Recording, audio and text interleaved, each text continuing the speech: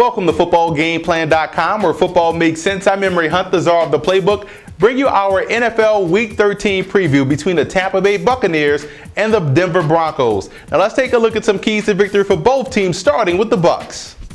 We know the Buccaneers can run the football on anyone in the league, but this week the passing game will have to be on point in order for these guys to knock off the Denver Broncos. And I think they can have some success if they keep Vincent Jackson on the move. Putting him in the slot allows, one, Josh Freeman to have a built-in hot read with Vincent Jackson in case the Broncos bring the pressure. And two, it keeps him on the move. It doesn't allow the boundary corner to bracket him and wall him off to where the sideline is now the extra defender. And I think that's how they can have some success. And it allows Mike Williams and Taquan Underwood to operate on the edges and let Vincent Jackson use his frame to operate underneath and down the hash marks. But let's go inside the lab and look at this Bucs defense to see how they can match up versus that passing attack of the Broncos.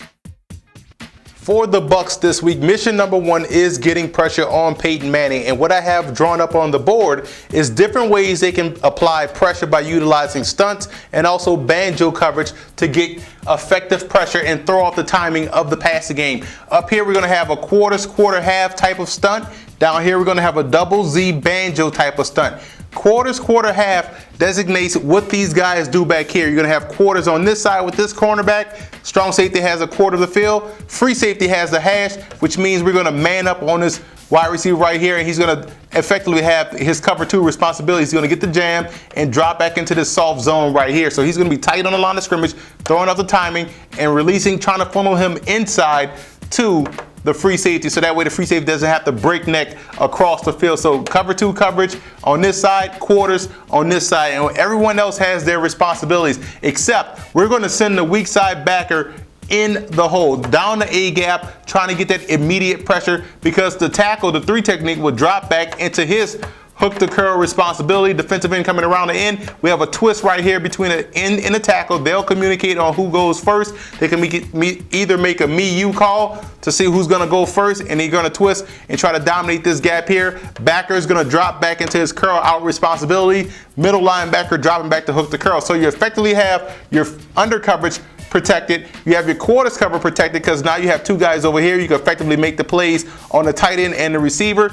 And you have your cover two coverage on this side, where getting the bump, dropping into a soft zone, trying to funnel him inside to the free safety. Down here, we have a double Z banjo. The Z wide receiver will be doubled by the corner, tight on the line of scrimmage, manned up, and the strong safety. And the banjo coverage, which means the two guys will communicate on one receiver, which is the tight end. So we're going to have the strong side backer drop back in his curl to out responsibilities.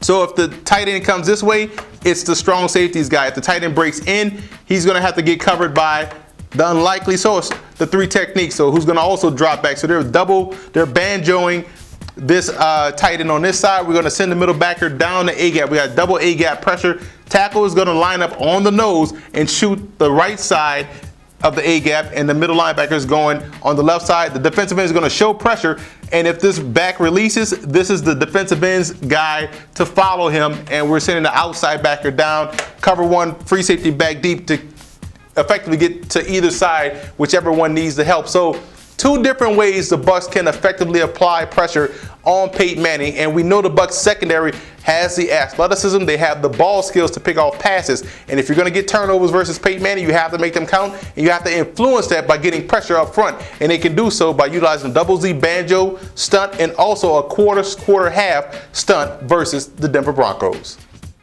Let's move over to the Broncos in this ball game, and when you look at their offense, they're well balanced. They do a great job of divvying up the run plays and pass plays.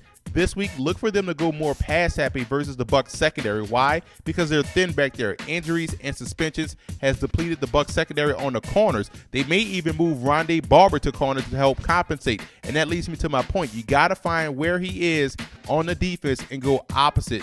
That way you can have some success, and the Broncos have the personnel to do so with the tight ends and the big wide receivers in Eric Decker and Demaryius Thomas. You can get multiple in your formations to find where Rondé Barber will align himself, and then you have the opportunity to go opposite of that. I think that's how the Broncos can have success offensively. Now, defensively for these guys, you look at what happened last week. the Chiefs were able to get the edge in the running game. That can't happen versus the Bucs. We know the Bucs want to be a smash mouth team and also use their passing game as a complement. If you allow them to get the running game going, it's going to be a long day for that Broncos defense because the Chiefs didn't have the passing game to threaten, but the Bucs definitely do. So they're going to have to make sure they limit the opportunities for Doug Martin to be effective, and it's all starting with sealing the edge. In the secondary, the Broncos have a little bit of issue in the back end as far as depth is concerned. So look for Raheem Morris to play more of a role in coverage as opposed to being back there, being that free safety. He's going to be a lot more of a corner this week, in my opinion, and that's what I would do if I were the coach to help the Broncos be more effective defending the passing game of Tampa Bay.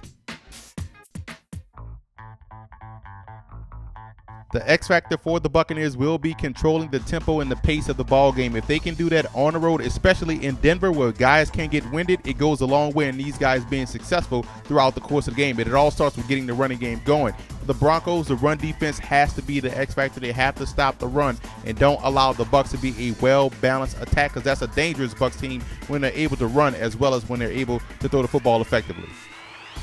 Here are some of my coaching points for both teams in this ball game. Number one, for the Bucs, you can't be greedy. You got to allow yourself to take what the defense gives you in the passing game.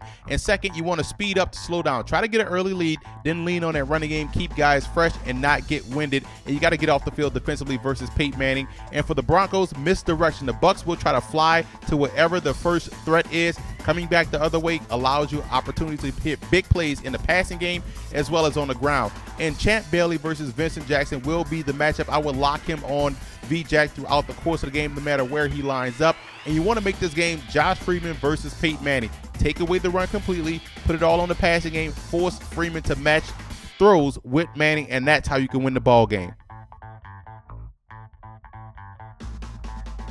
I like Tampa in this matchup. I look at their offensive line.